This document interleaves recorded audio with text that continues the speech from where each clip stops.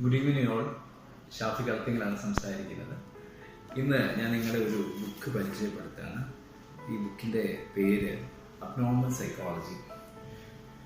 വളരെ അധികം സൈക്കോളജിക്കലായിട്ട് ഒരുപാട് കണ്ടന്റുകൾ അടങ്ങിയ ബുക്കാണ്. ഇതിൽ ഒരു ടോപ്പിക്ക് നമുക്ക് വിശദീകരിക്കാം. ഇത് 620 പേജിൽ പറയുന്ന ഒരു വിഷയമാണ് ലേണിംഗ് ഡിസബിലിറ്റി. ഒരു എക്സാമ്പിൾ വെച്ചിട്ട് ഞാൻ തുടങ്ങാം. സാധാരണയായി ഇന്ന് രക്ഷിതാക്കൾ ഏറ്റവും കൂടുതൽ പറയുന്ന ഒരു പരാതിയാണ്, എൻ്റെ കുട്ടി വളരെ നന്നായിട്ട് പഠിക്കുന്നു എന്ന് പറയാൻ ഞാൻ ആഗ്രഹിക്കുന്നുണ്ട്, പക്ഷെ സംഭവിക്കുന്നത് അവൻ പഠിക്കുന്നതെല്ലാം ബാക്കിയുള്ള കാര്യങ്ങളാണ്. ബുക്കിലേക്ക് നോക്കുമ്പോൾ എഴുതാനോ വായിക്കാനോ അവൻ അറിയില്ല. ബാക്കി എല്ലാ ടെക്നോളജിക്കലായ കാര്യങ്ങളും വളരെ ഏബിളാണ്. പലപ്പോഴും ഞങ്ങൾ ചീത്ത പറയും, അടിക്കും. എന്താണ് ഇത്, എന്തുകൊണ്ടാണ് ഇങ്ങനെ സംഭവിക്കുന്നത്? അപ്പോഴാണ് നമ്മൾ മനസ്സിലാക്കേണ്ടത്, ലേണിംഗ് പഠനത്തിൽ ഉള്ളൊരു ബുദ്ധിമുട്ട് അല്ലെങ്കിൽ പഠന വൈകല്യം എന്ന് പറയുന്ന ഒരു കണ്ടീഷൻസ് ഉണ്ട്.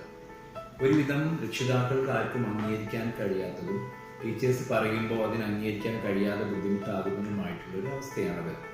എന്ന് പറഞ്ഞാൽ നേരത്തെ പറഞ്ഞ എക്സാമ്പിൾ പോലെ കുട്ടിക്ക് എല്ലാത്തിനും കഴിയുന്നുണ്ട്, പക്ഷെ ഇങ്ങനത്തെ കാര്യങ്ങൾക്ക് മാത്രം, പഠിക്കുന്ന കാര്യങ്ങൾക്ക് മാത്രം കുട്ടിയുടെ ശ്രദ്ധ പോകുന്നില്ല. ഇപ്പം ഇതിൽ ലേണിംഗ് ഡിസബിലിറ്റീസ് എന്ന് പറഞ്ഞുകൊണ്ട് ഒരു കുട്ടിയുടെ ചിത്രം നീ കാണാൻ പറ്റും. കണ്ടോ, തലയിലൊക്കെ കൈവച്ചുകൊണ്ട് കുട്ടി ഇരിക്കുന്നു. ഇതിൽ എങ്ങനെയാണ് ലേണിംഗ് ഡിസബിലിറ്റി ഉണ്ടാകുന്നത്, അല്ലെങ്കിൽ എങ്ങനെയാണ് ഇതിനെ മറികടക്കുക?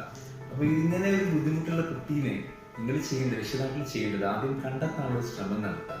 എൻ്റെ കുട്ടിക്ക് എന്തുകൊണ്ടാണ് പഠനത്തിൽ എന്ത് ബുദ്ധിമുട്ടാണുള്ളത്, എന്തുകൊണ്ടാണ് ഈ ബുദ്ധിമുട്ട് വന്നത് എന്നുള്ളത് നിങ്ങൾ കണ്ടെത്തുക.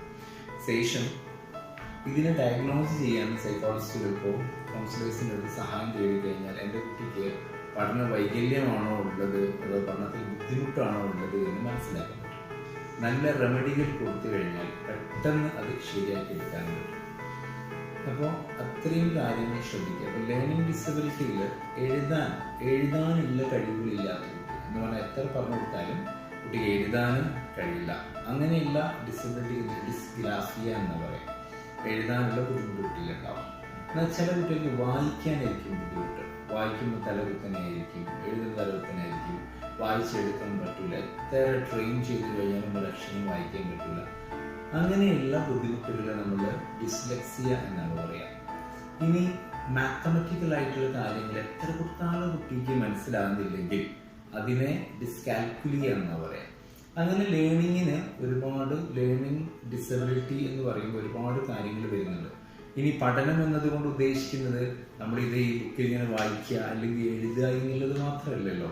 അതല്ലാതെ ഒത്തിരി കാര്യങ്ങൾ, ജീവിതത്തിന് ആവശ്യമായ സ്കില്ലുകൾ, ആ സ്കില്ലുകളിൽ ബുദ്ധിമുട്ട് അനുഭവിക്കുന്ന ആളുകൊണ്ട് ഒരു പ്രാവശ്യം കണ്ടാലോ കേട്ടാലോ പെട്ടെന്ന് ക്ലിക്കാവാൻ കഴിയാത്ത കുട്ടികളൊക്കെ ഉണ്ടാവും.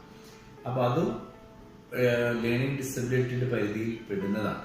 അപ്പോൾ കുട്ടികൾ, പിന്നെ ഈ കുട്ടികളെ എന്ത് ചെയ്യാം, എങ്ങനെയാണ് ഇതിനെ ഓവർകം ചെയ്യുക, അവർ ഫീൽഡ് എങ്ങനെ തിരഞ്ഞെടുക്കും, ഭാവിയിലേക്ക് എങ്ങനെ കൊണ്ടുപോകും, ഇതെല്ലാം ഓരോ ചോദ്യങ്ങളാണ് നമ്മുടെ ഓരോരുത്തരുടെ മനസ്സിലുള്ള. ആദ്യം ചെയ്യേണ്ടത് പ്രോപ്പർ ഡയഗ്നോസ്. എന്താണ് എൻ്റെ കുട്ടിയുടെ ബുദ്ധിമുട്ട് എന്ന് ആദ്യം ഡയഗ്നോസ് ചെയ്യുക. അതിനുശേഷം റെമഡി കൊടുക്കുക. അതെല്ലാം എന്താ സംഭവിക്കുക നിങ്ങളറിയോ? നമ്മളെല്ലാവരും ആ കുട്ടിയെ കുറ്റപ്പെടുത്തിക്കൊണ്ടേയിരിക്കും. പഠിക്കാൻ മോശമാണ് എന്നൊക്കെ പറഞ്ഞ് കുറ്റപ്പെടുത്തിക്കൊണ്ടേയിരിക്കും. പക്ഷെ കുട്ടി അനുഭവിക്കുന്ന ബുദ്ധിമുട്ട് എന്താണെന്ന് നമ്മൾ ആരും മനസ്സിലാക്കാൻ ശ്രമിക്കില്ല. ഓരോ കുട്ടിയുടെയും കണ്ണുകളിലും മനസ്സിലുള്ള വാക്കുകളാണ്.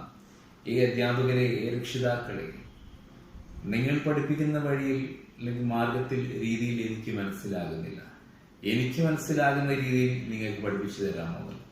ഈ ചോദ്യത്തിന് ഉത്തരം, അല്ലെങ്കിൽ ഈ ചോദ്യം നമ്മൾ മനസ്സിലാക്കിയിട്ടുണ്ടെങ്കിൽ പ്രോപ്പറായിട്ട് ലേണിംഗ് എന്താണ്, ലേണിംഗ് ഡിസബിലിറ്റി എന്താണ്, ലേണിംഗ് ഡിഫിക്കൽറ്റി എന്താണെന്ന് മനസ്സിലാക്കിക്കൊണ്ട് കുട്ടിയെ സഹായിക്കാൻ നമുക്ക് കഴിയും.